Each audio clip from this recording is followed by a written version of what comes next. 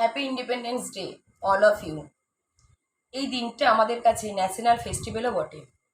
1947 সাল 15ই আগস্ট রাত্রি 2টো আমরা অফিসিয়ালি স্বাধীনতা লাভ করি।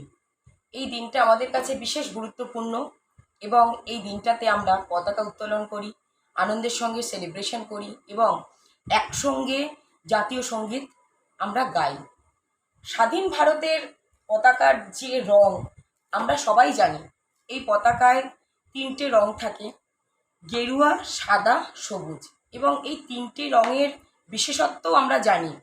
মাঝখানে যে অশোক চক্র, সেই অশোক চক্রের রং হচ্ছে ঘন নীল এবং অশোক চক্রে 24টা দণ্ড থাকে। স্বাধীন ভারতের পতাকা ডিজাইন করেছিলেন পিঙ্গলি ভেঙ্কাইয়া।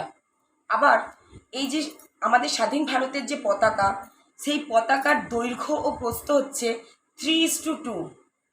এই দিনে আমরা যে জাতীয় সঙ্গীত গাই, আমরা সবাই জানি যে এই জাতীয় সঙ্গীতের রচয়িতা হচ্ছেন আর.এন. টেগর। এই জাতীয় সঙ্গীত গাইতে 52 সেকেন্ড সময় লাগে। আবার দেখুন, এই জাতীয় সঙ্গীত প্রথম 1911 সালে কলকাতায় প্রথম গাওয়া হয়েছিল। আবার আমাদের এই যে স্বাধীনতা দিবস, এটা হচ্ছে 78তম স্বাধীনতা দিবস।